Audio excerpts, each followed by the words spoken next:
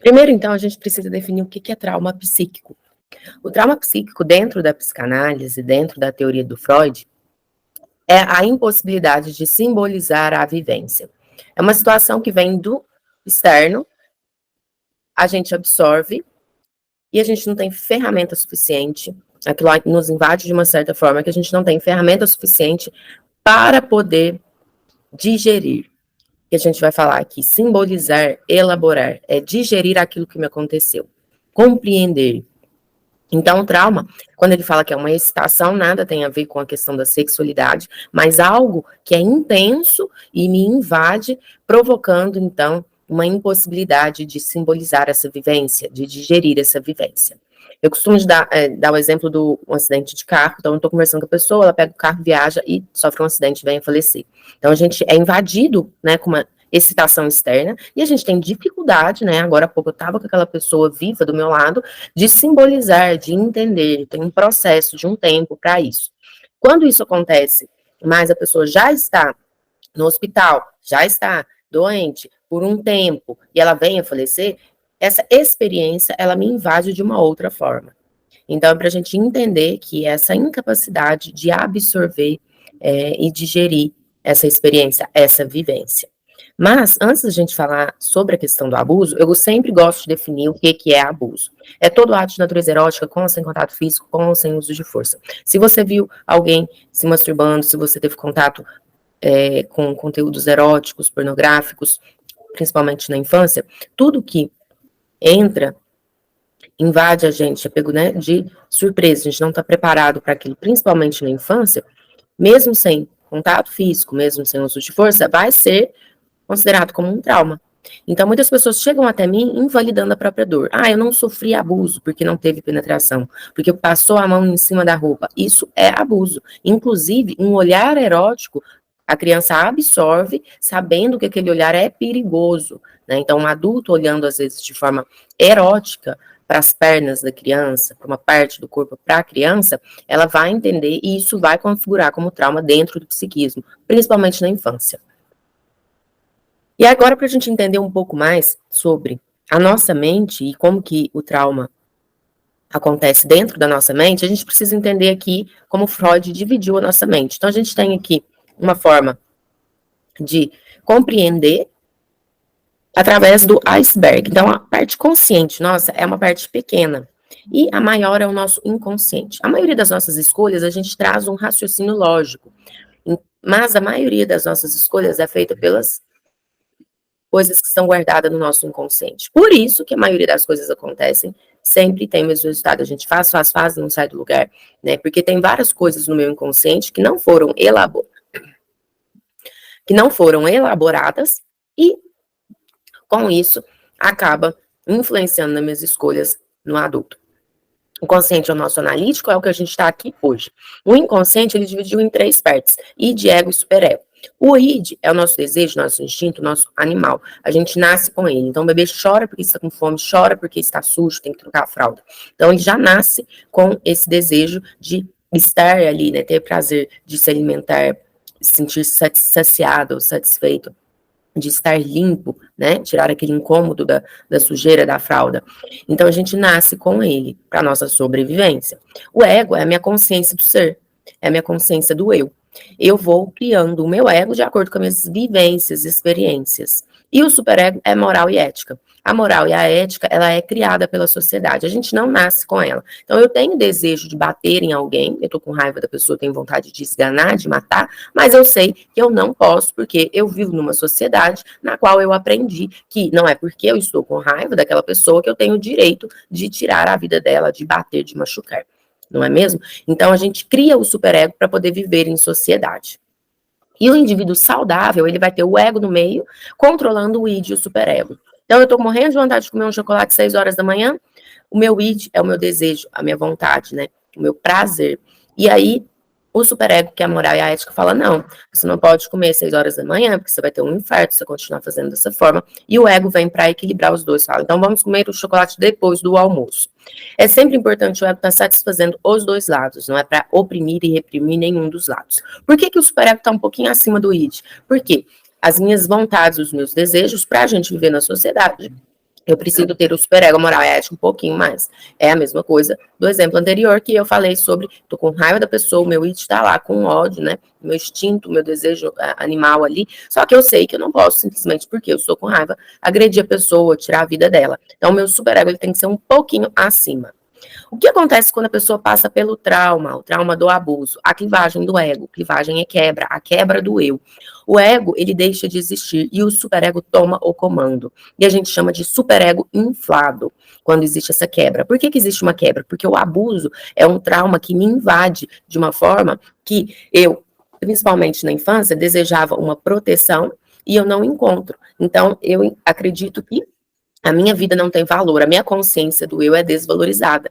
Então, existe uma quebra, né? Eu pude ser invadido, eu pude ser, né, desrespeitado, e existe essa clivagem do ego. Com isso, o superego toma o comando, e a gente chama de superego inflado. E a moral e a ética, então, cria uma autocobrança interna muito grande. É uma pessoa que se cobra muito, faz, e não está satisfeita, nunca se sente suficiente, busca alcançar a perfeição, mas não consegue, e fica numa autoacusação muito grande.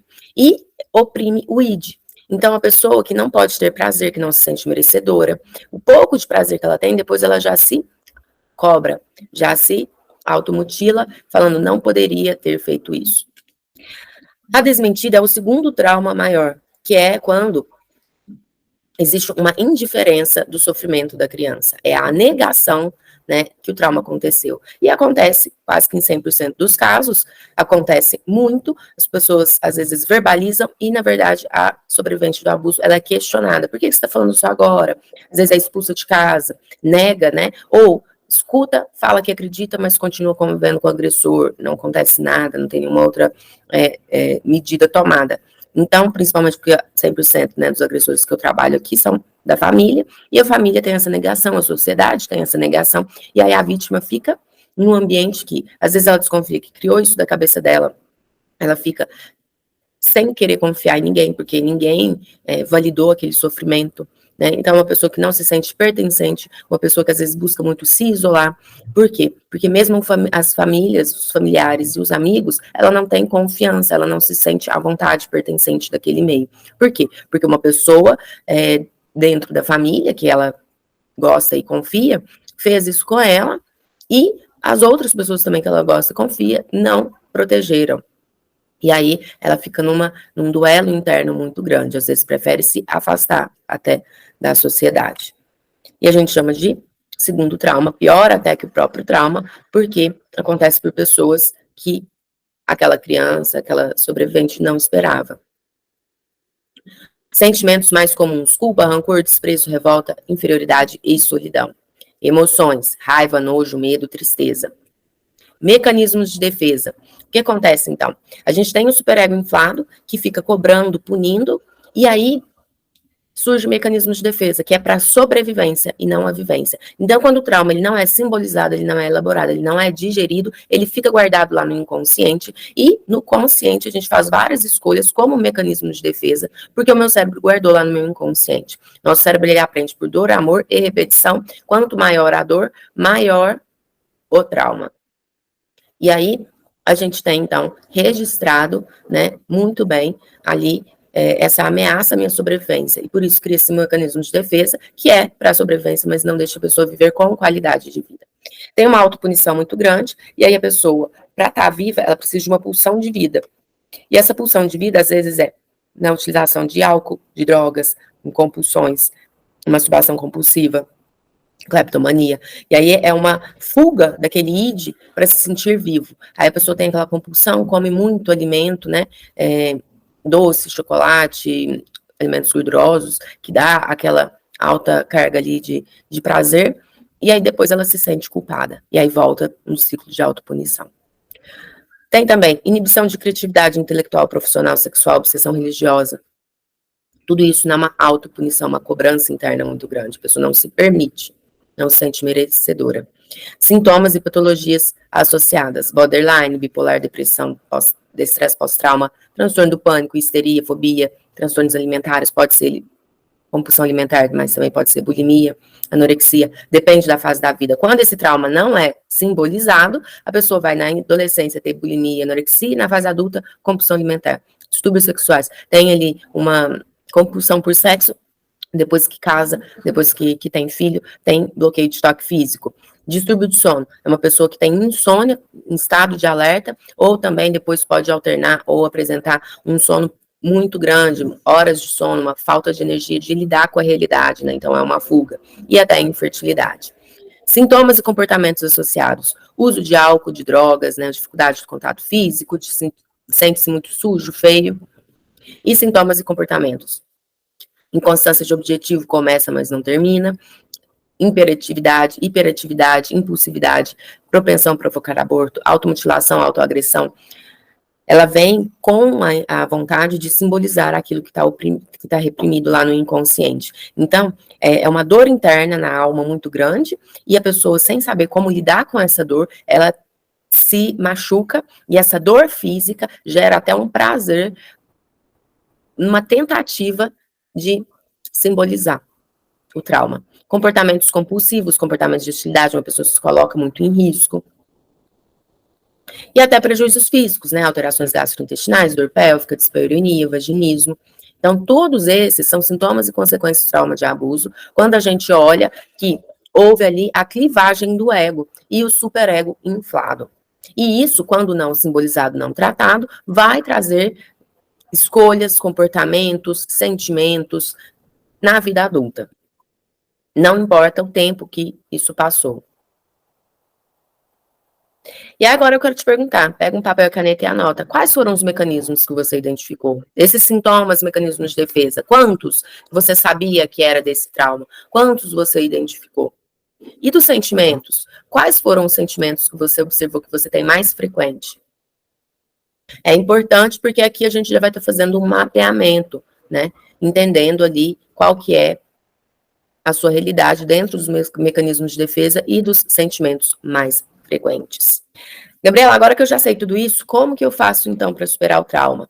Vou te dar o passo a passo, pega e anota aí. O tratamento que a gente tem resultado, ele resume-se em 5 passos. Identificar os mecanismos de defesa, a gente já fez aqui. Reprogramar os sentimentos, autoconstrução, que é, o que é autoconstrução?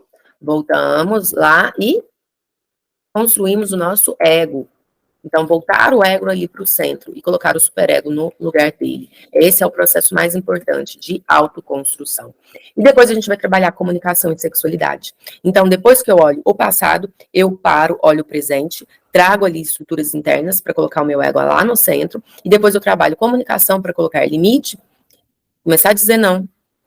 Mas ao dizer não, não basta falar assim, vai falar não e a pessoa continua se sentindo culpada, se sente mal. É para você se posicionar, se comunicar, se fazer entendida, né, independente do que o outro te traga. Porque o que o outro vai fazer comigo, eu não tenho controle. Mas eu tenho controle de como eu vou me sentir e me posicionar a partir do que o outro fizer comigo. Então é isso que a gente precisa na comunicação. A gente precisa trazer um posicionamento com clareza, não só para você internamente, mas também se fazer entendida, ter clareza para se comunicar, para o outro entender qual que é o limite. E a sexualidade, que é trazer a libido de volta. Muitas pessoas têm falta de libido, porque a libido ele vai influenciar na criatividade, é a pulsão de vida, e o ser humano adulto, ele precisa ali, né, dormir, se alimentar, e também é natural, né, das condições básicas ali da pirâmide de Maslow, ele ter ali a libido, né. Então, para criatividade no trabalho, para você conseguir ter energia para criar seu filho, tudo isso está atrelado ali ao desejo de vida, ao seu libido. E agora eu estou aqui para perguntar se isso faz sentido para você. De tudo isso, o que faz mais sentido para você? A maioria das pessoas que entram em contato comigo está anos tentando superar, ou anos escondendo que passou por esse trauma. Muitas delas até reconhecem que precisa de ajuda, mas não buscam um tratamento especializado. E é por isso que a gente está aqui, para poder te oferecer um tratamento especializado. Agora que eu já trouxe ali os 5 passos para você superar o trauma do abuso, e a gente já até iniciou primeiro com o mapeamento dos mecanismos de defesa, você tem 3 escolhas a partir de agora. Você pode continuar do jeito que está, repetindo os mecanismos de defesa, alternando entre mecanismos de defesa. Você pode continuar frustrada, desiludida, né, revoltada com tudo isso que te aconteceu e sem fazer nada para poder ter um presente, um futuro diferente. Você pode também, o segundo caminho seria buscar, principalmente, a autoconstrução. Você pode buscar, a informação tá aí para todo mundo, a gente tem YouTube, a gente tem TikTok, a gente tem livros, a gente tem artigos, tem vários meios ali que eu tenho certeza que você está aqui vendo, conversando comigo, você está na internet, então você pode também buscar sozinha, mas é um caminho bem mais longo e é árduo, né? A caminhada sozinha, ela é muito árdua. E você pode escolher o terceiro, que é aceitar a nossa ajuda, o nosso acompanhamento terapêutico, para, de fato, poder superar o trauma. E o que é superar o trauma? É parar de repetir padrões, é parar de repetir os mecanismos de defesa, é modificar os seus sentimentos, o seu posicionamento, a sua comunicação. É trazer a autoconstrução do seu ego para o controle. Tirar o superego ali daquele comando, aquela cobrança interna. Então, essa é a nossa forma de olhar para frente, fazer um futuro diferente, um presente diferente e, de fato, superar o trauma do abuso. Não é esquecer, não é perdoar, não é deixar no passado, é enfrentar, mas é para quem deseja resultados diferentes. E aí, se você se identificou, se você acredita que faz sentido, eu vou deixar, então, o meu contato, você vai me mandar uma mensagem e a gente vai agendar uma sessão gratuita. Então, anota o meu telefone, meu WhatsApp, você vai mandar uma mensagem para mim com a palavra autoconstrução. E eu já vou entender o que você está querendo, a gente já vai iniciar para agendar a sua sessão gratuita. E nela eu vou poder entender um pouco mais da sua história, quais são os seus objetivos, e dentro desses 5 passos, eu vou, então, fazer um planejamento estratégico, mostrando como que você vai poder, ali, conquistar dentro da sua realidade, dentro dos seus objetivos, e o mais importante, se livrando dos mecanismos de defesa que você identificou e dos sentimentos repetitivos que você mais identificou, tá bom? Então, tô aqui deixando para vocês o meu contato, para você que quer, de fato, olhar para frente, reprogramar sua mente, fazer escolhas diferentes para ter resultados diferentes. Combinado? Te aguardo. A gente se fala agora mesmo.